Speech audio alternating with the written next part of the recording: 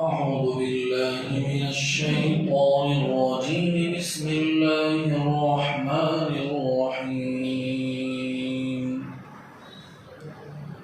قل يا أيها الكافرون لا أعبد ما تعبدون ولا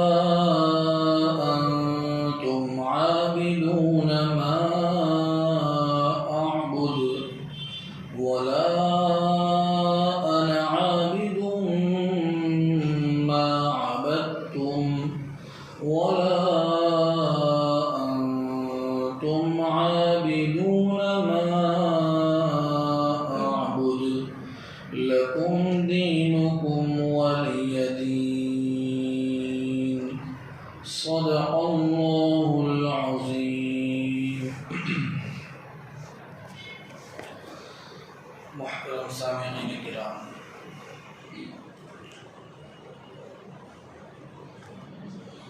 قرآن مجید کی آخری 10 صورتیں سورہ الم تر سے لے کر سورہ ناس تک، یہ ایسی صورتیں ہیں جو مضامین کے لحاظ سے پورے قرآن مجید کو جامع اور مانے ہیں۔ آپ دیکھیں گے کہ یہ ان 10 صورتوں میں سے بعض صورتوں کے اندر توحید کا بیان ہے، بعض صورتوں میں آخرت کا بیان ہے، اور بعض صورتوں میں اللہ کے رسول صلی اللہ علیہ وسلم کی سیرت کو بیان کیا گیا ہے۔ اگر آپ قرآن مجید کی ترتیب نزولی کو دیکھیں اور قرآن مجید کو اسی پر مرتب کریں تو یہ پورا قرآن مجید اللہ کے رسول صلی اللہ علیہ وسلم کی سیرت بن جائے گا۔ انہی 10 صورتوں میں سے سورہ کافرون بھی ہے، اس میں توحید کا بھی بیان ہے اور اللہ کے رسول صلی اللہ علیہ وسلم کی سیرت کا بھی بیان ہے۔ احادیث کے ذخیرے کے اندر سورہ کافرون کی بڑی فضیلت آئی ہے۔ ایک روایت میں آتا ہے کہ ایک شخص اللہ کے رسول صلی اللہ علیہ وسلم کی خدمت اقدس میں حاضر ہوئے اور عرض کیا کہ اللہ کے رسول، آپ مجھے کوئی ایسا وظیفہ بتائیے جس کو ہم سونے کے وقت پڑھ لیا کریں۔ تو اللہ کے رسول صلی اللہ علیہ وسلم نے ارشاد فرمایا کہ تم جب اپنے بستر پر سونے کے لیے جاؤ تو سورہ کافرون کی تلاوت کر لیا کرو، اس لیے کہ اس صورت میں شرک سے، کفر سے برات ہے۔ ایک دوسری روایت میں آتا ہے کہ اللہ کے رسول صلی اللہ علیہ وسلم نے ارشاد فرمایا، الا ادلکم علی کلمۃ تنجیکم من الاشراک باللہ تعالی، کیا میں تمہیں ایسے کلمات نہ بتاؤں جو تمہیں اللہ کے ساتھ کسی کو شریک ٹھہرانے سے نجات دے دے؟ حضرات صحابہ نے کہا کہ کیوں نہیں، آپ بتلائیے۔ تو حضور صلی اللہ علیہ وسلم نے فرمایا، تقرؤون قل یا ایھا الکافرون عند منامکم، کہ وہ کلمات وہی ہیں جس کو تم سونے کے وقت اپنے بستر پر جو پڑھتے ہو، یعنی سورہ کافرون۔ یہ اس کے اندر اللہ تعالیٰ سے شرک سے بیزاری ہے۔ اور ایک اور روایت میں آتا ہے کہ ایک صحابی ہے جن کا نام حضرت جبیر بن مطعم رضی اللہ تعالی عنہ، وہ فرماتے ہیں کہ ایک مرتبہ اللہ کے رسول صلی اللہ علیہ وسلم نے مجھ سے پوچھا، کیا تم یہ چاہتے ہو کہ جب تم سفر میں جاؤ تو تمہارے ساتھیوں سے زیادہ تم خوشحال اور بامراد ہو؟ یعنی کہ جب تم سفر کرو تو اپنے سفر کے جو ساتھی ہیں تو تم ان کے مقابلے میں اپنے کام میں اپنے مراد میں زیادہ تم کمال کو پہنچنے والے ہو، تمہارا سفر کا جو توشہ ہے وہ زیادہ رہے، اور تم جس مقصد سے تجارت کی غرض سے تم سفر کر رہے ہو اس میں تمہیں نفع زیادہ سے زیادہ ملے۔ تو جبیر بن مطعم رضی اللہ تعالیٰ عنہ فرماتے ہیں کہ میں نے کہا یا رسول اللہ بے شک آپ بتلائیے، میں یہ چاہتا ہوں کہ میں خوشحال بھی رہوں بامراد بھی رہوں۔ تو اللہ کے رسول صلی اللہ علیہ وسلم نے ارشاد فرمایا کہ جب تم سفر پر جاؤ تو قرآن مجید کی آخری 5 سورتیں بکثرت تلاوت کرو، سورہ کافرون، سورہ نصر، سورہ اخلاص، سورہ فلق، سورہ ناس،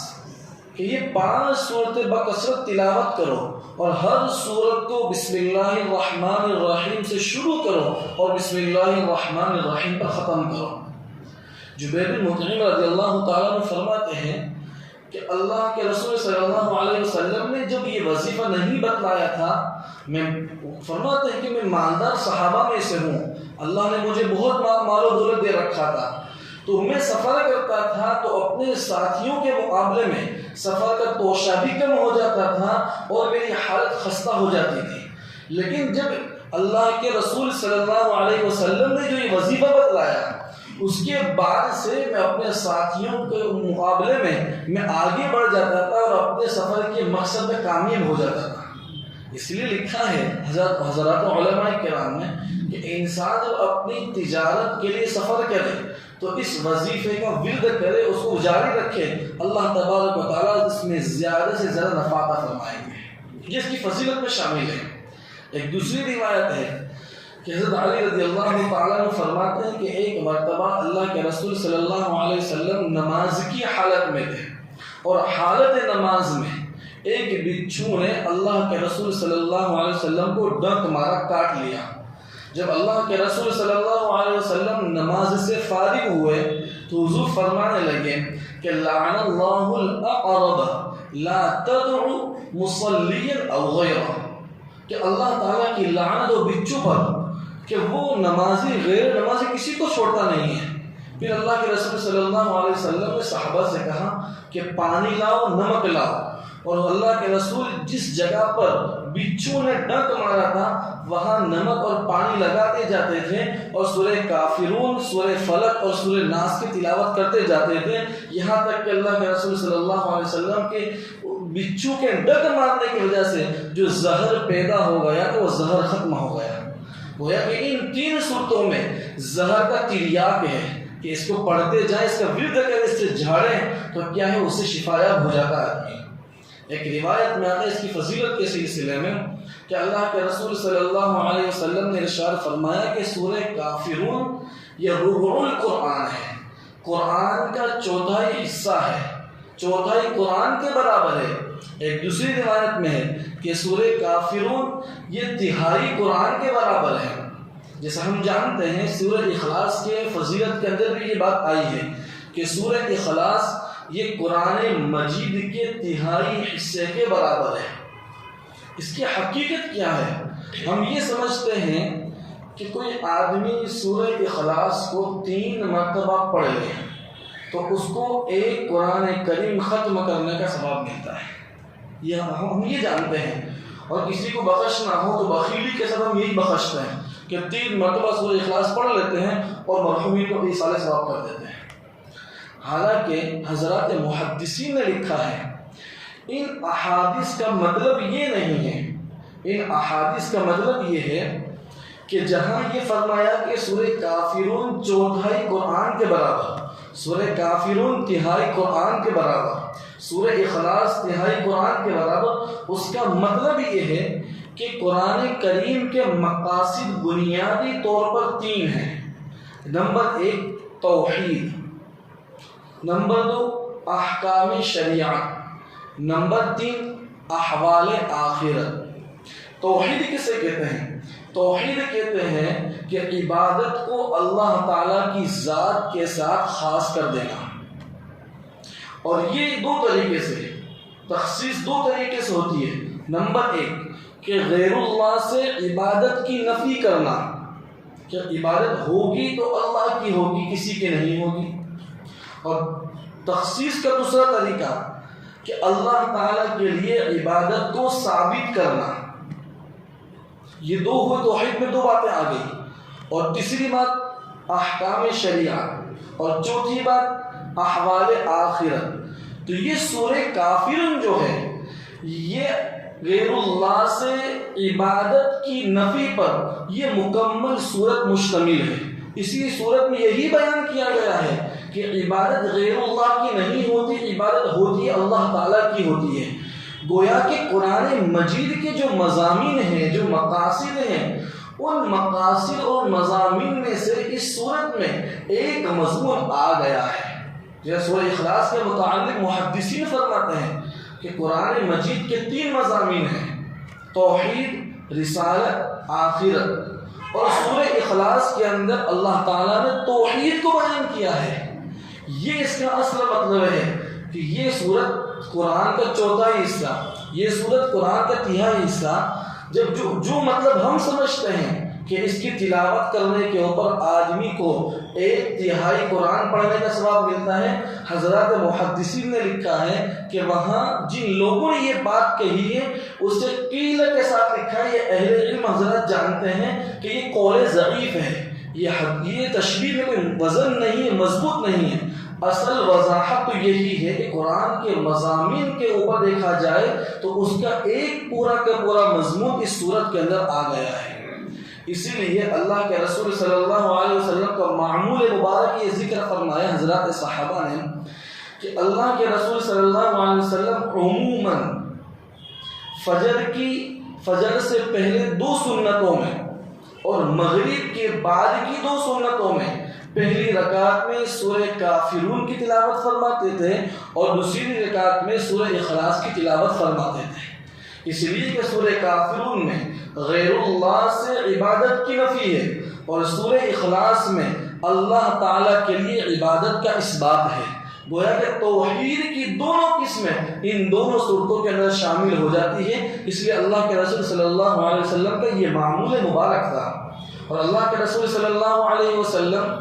جب خانہ کعبہ کا طواف فرماتے تو طواف کے بعد کی جو 2 رکعت پڑھی جاتی ہے ان 2 رکعتوں میں یہی 2 صورتیں اللہ کے رسول تلاوت فرماتے تھے. ہمیں بھی یہ چاہیے کہ فجر کی پہلے کی 2 سنتوں میں اور مغرب کے بعد کی 2 سنتوں میں یہی صورتیں پڑھنی چاہیے. کبھی کبھار ناغا کر دیا کریں، یعنی کہ مسلسل 10 دن تک ہم یہ صورتیں پڑھتے آ رہے ہیں تو 11ویں دن مغرب کے بعد کی 2 رکعتوں میں کوئی اور صورت پڑھ لی، فجر کی نماز سے پہلے کی سنت میں کوئی اور صورت پڑھ لی.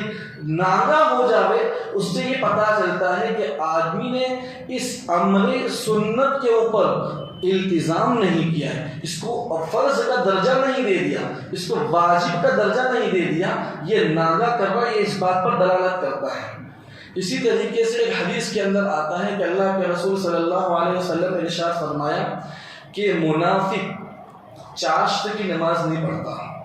اور سورہ کافرون کی تلاوت بھی نہیں کرتا، اس لیے کہ سورہ کافرون کے اندر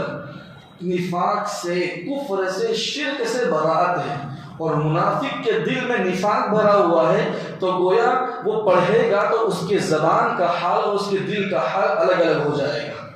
ابن عباس رضی اللہ عنہما کا قول ہے، وہ فرماتے ہیں کہ سورہ کافرون کی تلاوت کرنا یہ شیطان کے اوپر اتنا بھاری ہے کہ جب کوئی بندہ تلاوت کرتا ہے وہ بہت زیادہ غصے کے اندر آ جاتا ہے، اس لیے کہ اس میں کفر اور شرک سے برات ہے. یہ ساری باتیں اس کی فضائل کے اندر احادیث کے ذخیرے کے اندر مذکور ہے. اب یہ سورہ مبارکہ کا نزول کب ہوا، اس کا شان نزول کیا ہے؟ شان نزول کے سلسلے کے اندر کئی روایتیں، کئی واقعات آئے ہیں. ایک حدیث ہے کہ جس کے اندر یہ فرمایا گیا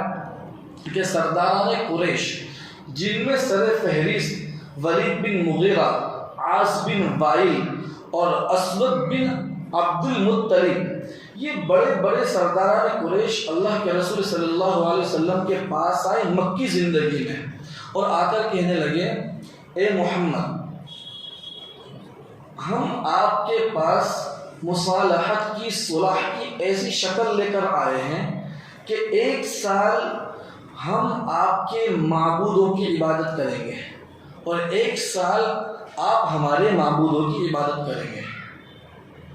تو اللہ کے رسول صلی اللہ علیہ وسلم جب یہ بات سنی اور پھر وہ یہ کہنے لگے کہ اگر تمہارے دین کے اندر کوئی خیر ہوگی وہ ہمیں حاصل ہو جائے گی، اور اگر ہمارے دین کے اندر کوئی خیر ہوگی وہ تمہیں حاصل ہو جائے گی۔ حضور نے فرمایا کہ معاذ اللہ، تم کیا بات کرتے ہو، اللہ کی پناہ، کہ میں اللہ تعالیٰ کے ساتھ کسی کو شریک نہیں ٹھہرا سکتا۔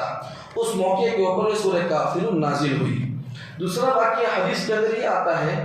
کہ یہ کفار مکہ کے بڑے بڑے سردار حضور صلی اللہ علیہ وسلم کی خدمت اقدس میں حاضر ہوئے اور کہنے لگے کہ اے محمد، کہ تم ہمارے معبودوں کو برا بھلا نہ کہو۔ اگر آپ کا مقصد یہ ہے کہ آپ مال و دولت چاہتے ہیں تو ہم آپ کو مال و دولت لا کر دے دیں گے۔ اگر آپ یہ چاہتے ہیں کہ عرب کی خوبصورت ترین لڑکی سے آپ کا نکاح کرا دیا جائے، ہم آپ کے نکاح کرا دیتے ہیں۔ اگر آپ یہ چاہتے ہیں کہ آپ پورے عرب کے سردار بن جائیں، آپ ہمارے سردار بن جائیں، ہم آپ کو اپنا سردار بنانے کے لیے تیار ہیں، لیکن آپ ہمارے معبودوں کو برا بھلا نہ کہیے۔ اس موقع کے اوپر یہ سورہ مبارکہ نازل ہوئی۔ ایک تیسرا واقعہ لکھا ہے حدیث کی کتابوں میں کہ یہ کفار مکہ حضور کے پاس آئے اور کہنے لگے کہ اے محمد، تم ہمارے یہ جو بت ہیں ان بتوں کو اپنا ہاتھ لگا دو یا تم ان میں سے کسی کو بوسہ دے دو، ہم یہ سمجھیں گے کہ آپ اور ہم میں کوئی زیادہ فرق نہیں ہے۔ اس موقع کے اوپر یہ سورہ مبارکہ نازل ہوئی اور اللہ تعالیٰ نے یہ کہا، حضرت جبرائیل امین کے واسطے سے سورۃ نازل اور کہوایا گیا، قل یا ایھا الکافرون، کہ اے نبی آپ کہہ دیجئے اے کافرو، اے حق کا انکار کرنے والوں۔ یہاں آپ اندازہ لگائیے کہ اللہ تعالیٰ نے طرز خطابت کو یہاں بدل دیا، طرز خطاب کو بدل دیا۔ جیسا کہ قرآن مجید میں بہت سی دوسرے مواقع ایسے ہیں جہاں اللہ تعالیٰ کافروں سے خطاب فرماتے ہیں، یوں کہتے ہیں قل للذین کفروا، کہ اے نبی آپ کہہ دیجیے ان لوگوں سے جنہوں نے کفر کا راستہ اختیار کیا۔ اور یہاں اللہ کہتے ہیں اے کافروں۔ علامہ آلوسی رحمۃ اللہ علیہ نے اس کی وجہ لکھی ہے، اس لیے کہ یہ جو سرداران قریش اللہ کے رسول صلی اللہ علیہ وسلم کی خدمت اقدس میں جو مصالحت کی شکل صورت لے کر آئے تھے، ان کا دین قدیم، ان کا پرانا دین کفر ہے۔ وہ اپنے باپ دادا کے زمانے سے کفر پر اڑے ہوئے ہیں، اس لیے کوئی ان کا یہ نیا دین نہیں ہے۔ اور دوسری بات یہ ہے کہ اللہ تعالیٰ کے علم ازلی کے اندر یہ بات لکھی ہوئی تھی کہ یہ جو لوگ آئے ہیں پیشکش کرنے کے لیے، یہ مرتے دم تک کبھی بھی ایمان قبول کرنے والے نہیں ہیں، ان کے اوپر کفر کی مہر لگ چکی ہے، یہ اتنے بدطینت اور گندے لوگ ہیں، ان میں کفر جمع ہوا ہے، اس کے اوپر یہ مصیب ہے۔ اس لیے قرآن نے یہ بتلا دیا کہ تم مرتے دم تک کافر رہنے والے ہو، اس لیے خطاب بھی ہوا قل یا ایھا الکافرون، اے کافروں، اے حق کا انکار کرنے والوں۔ پھر آگے حضور نے فرمایا لا اعبد ما تعبدون ولا انتم عابدون ما اعبد، کہ جن معبودوں کی تم عبادت کرتے ہو میں ان کی عبادت نہیں کرتا، ولا انتم عابدون ما اعبد، اور جس کی میں عبادت کرتا ہوں تم اس کی عبادت نہیں کرتے۔ پھر آگے فرمایا ولا انا عابد ما عبدتم ولا انتم عابدون ما اعبد، اور جن کی تم عبادت کرتے ہو میں آئندہ کبھی بھی ان کی عبادت کرنے والا نہیں ہوں۔ ان کے دماغ میں یہ بات آ سکتی تھی ان کفاران قریش کے کہ اللہ کے رسول آج تو ہماری پیشکش کو ٹھکرا دے، لیکن آگے جا کے ہمارے معبودوں کی عبادت کرنے لگ جائیں۔ اس کی نفی ہو رہی ہے کہ میں آئندہ بھی تمہارے معبودوں کی عبادت کرنے والا نہیں ہوں، اور میں جانتا ہوں کہ تم بھی میرے معبود برحق کی عبادت کرنے والے نہیں ہوں۔ یہاں یہ سوال ہوتا ہے کہ قرآن مجید کی یہ 4 آیتیں، ان میں تکرار ہے، ایک جیسی بات کو 2 مرتبہ کہا گیا ہے، اور کسی بھی کلام کے اندر، کسی بھی زبان کے اندر ایک بات کو 2 مرتبہ کہا جاتا ہے وہ ناپسندیدہ معلوم ہوتی ہے۔ تو یہاں اللہ تعالیٰ کا کلام یہ افصح الکلام ہے، ابلغ الکلام ہے، اس سے زیادہ فصیح بلیغ پوری کائنات میں کوئی کلام ہو ہی نہیں سکتا۔ پھر یہاں اللہ تعالیٰ نے ایک ہی بات کی تکرار کیوں فرمائی ہے؟ اس کے جوابات دیے ہیں حضرات محدثین نے، مفسرین نے، کہ امام بخاری رحمۃ اللہ علیہ نے اپنی بخاری کے اندر کتاب التفسیر میں اس کی ایک وضاحت یہ لکھی ہے کہ دراصل پہلی 2 آیتوں کے اندر حضور یہ کہہ رہے ہیں کہ فی الحال اس وقت جن معبودوں کی تم عبادت کرتے ہو میں ان کی عبادت نہیں کرتا، اور فی الحال جس معبود کی میں عبادت کر تم بھی نہیں کرتے۔ گویا کہ پہلی 2 آیتوں کے اندر اس زمانے موجودہ زمانے کو بتلایا جا رہا ہے، اور اگلی 2 آیتوں کے اندر یہ کہا جا رہا ہے کہ آئندہ زمانے میں، آنے والے زمانے کے اندر میں تمہارے معبودوں کی عبادت نہیں کروں گا اور تم بھی میرے معبودوں کی عبادت کرنے والے نہیں ہو۔ گویا کہ پہلی 2 آیتوں میں موجودہ زمانے میں عبادت کی نفی ہے غیر اللہ سے،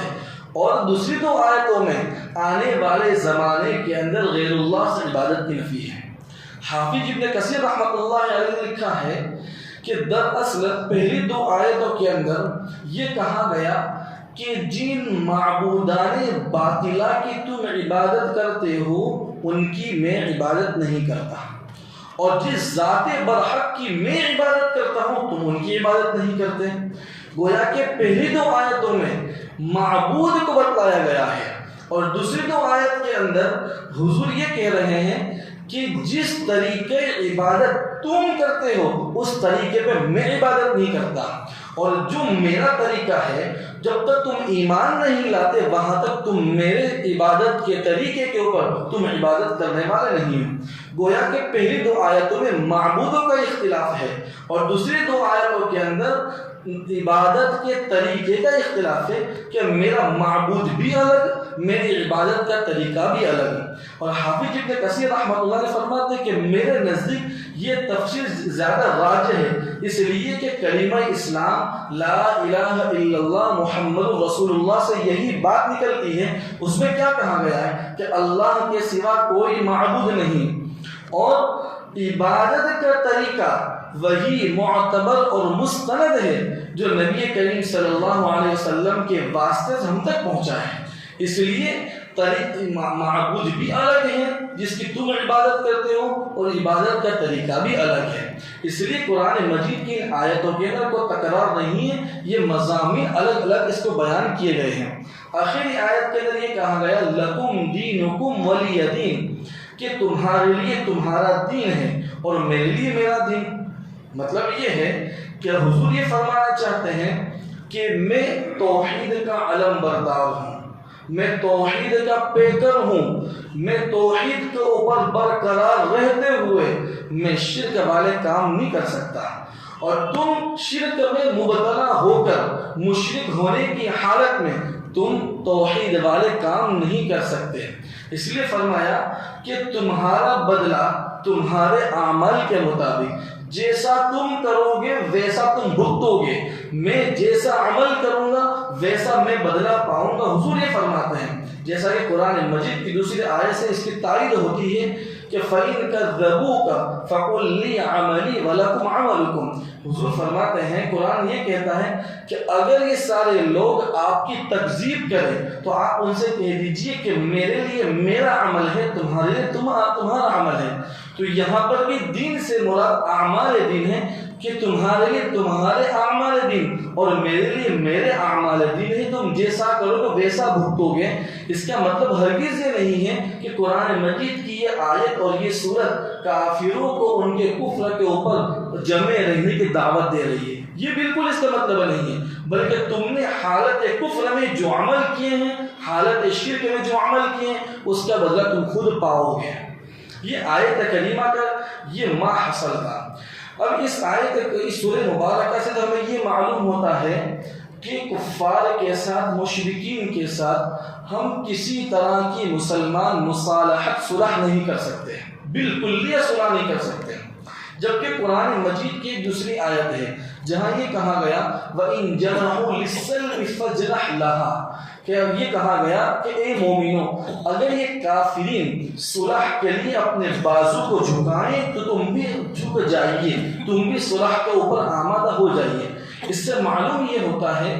کہ کفار کے ساتھ، مشرکین کے ساتھ ہر طرح کی صلح مصالحت یہ جائز نہیں ہے۔ کچھ صلح جائز ہے، کچھ صلح ناجائز ہے۔ اس سلسلے کے اندر اللہ کے رسول صلی اللہ علیہ وسلم نے ایک قانون امت کو بتایا، ایک اصول بتلایا کہ الصلح جائز بین المسلمین الا صلحا حرم حلالا او احل حراما۔ حضور فرماتے ہیں کہ مسلمانوں کے درمیان ہر طرح کی صلح جائز ہے، مگر وہ صلح جو حلال کو حرام ٹھہرا دے اور حرام کو حلال ٹھہرا دے، وہ صلح ہر صورت میں جائز نہیں ہے۔ مطلب یہ ہے کہ آدمی کافروں کے ساتھ ایسا معاہدہ کرے، ایسی صلح کرے جس سے اس کے اصول اسلام کو قربان کرنا پڑے، اپنے ایمان سے ہاتھ دھونے پڑے، اسلام اس کی اجازت نہیں دے سکتا۔ آپ دیکھیے کہ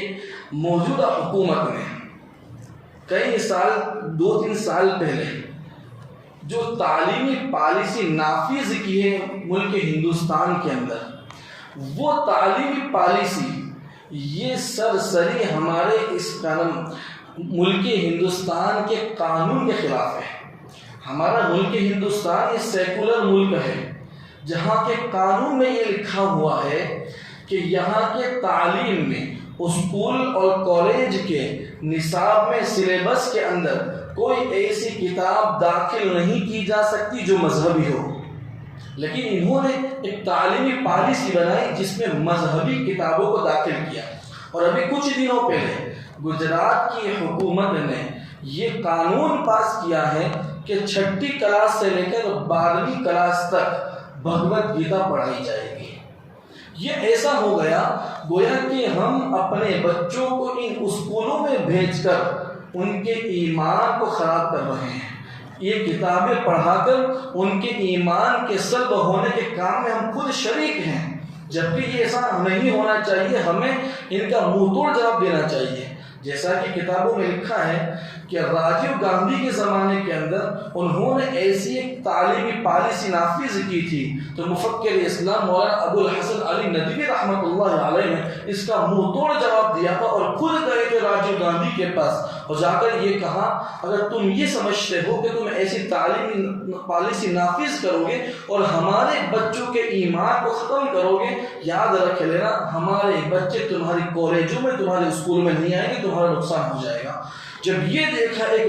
داعی اللہ کی آواز اور ان کا یہ جذبہ دیکھا، انہوں نے تعلیم اس پالیسی کو ختم کر دیا۔ آج یہی ہے کہ مسلمانوں کے بچوں کے دین کو، ان کے ایمان کو، ان کے اسلام کو ختم کرنا ہے، وہ تعلیم کے لحاظ سے ختم کیا جا رہا ہے۔ اسی طریقے سے اس ملک کے اندر کئی وقت سے ایک قانون نافذ کرنے کی فکر ہو رہی ہے، اسے کہا جاتا ہے یکساں سول کوڈ۔ اس کا مطلب یہ ہوتا ہے کہ موجودہ حکومت یہ چاہتی ہے کہ ملک کے اندر نکاح کے سلسلے میں، طلاق کے سلسلے میں، میراث کے سلسلے میں ایک ایسا قانون تیار ہو جاوے جس کے اوپر مسلمان بھی عمل کرے گا، جس کے اوپر ہندو بھی عمل کرے گا، جس کے اوپر عیسائی بھی عمل کرے گا، سکھ بھی عمل کرے گا۔ یعنی ہندوستان کے بسنے والے ہر انسان کو ان قانون پر عمل کرنا ضروری ہے۔ یہ قطعاً برداشت نہیں کیا جا سکتا، اس لیے کہ یہ سارے قانون یہ مذہبی ہیں، اس لیے اس پر چلنا ضروری ہے۔ ایک مومن نکاح کے اندر نکاح کے احکام کو، اس کے جو مسائل ہیں اس کو فالو نہیں کرے گا، اس کا نکاح نہیں ہوگا۔ طلاق کے سلسلے میں اگر وہ اسلام کو فالو نہیں کرتا، اسے قبول نہیں کرتا، اس کے معاملات درست نہیں ہیں۔ میراث کے اندر اسی لیے اس آیت، یہ سورہ مبارکہ کا درس ہے کہ اس کے اندر کفار سے اگر مصالحت ایسی ہو کہ جس کے اندر ہمارے اصول اسلام کو قربان کرنا پڑے، اس کی اسلام ہرگز اجازت نہیں دے سکتا، ورنہ وہ امور، وہ باتیں جو مستحب درجے کی ہے، جو مباح درجے کی ہیں، اس کے اندر ہم مصالحت کر سکتے ہیں، ہم ایک پلیٹ فارم پر جمع ہو سکتے ہیں، ورنہ شعار دین، شعار اسلام کے اوپر ہم کبھی سمجھوتا نہیں کر سکتے ہیں۔ اسی لیے یہ حدیث ہے لا طاعت لمخلوق فی معصیت الخالق، کہ وہ کام کہ جس کام کرنے سے اللہ ناراض ہوتا ہو، مخلوق خوش ہوتی ہو، تو مخلوق کے خوش ہونے کے پرواہ نہیں کرنی چاہیے، رب کو راضی کرنے کے پرواہ کرنے کی ضرورت ہے۔ اسی لیے بہت زیادہ ضرورت ہے کہ ہم ان موجودہ حالات کے اندر جو ہم مسلمانوں کے ساتھ جو سلوک کیا جا رہا ہے، جو ہمارے خلاف قانون بنائے جا رہے ہیں، اس پر ہماری نظر ہونی چاہیے،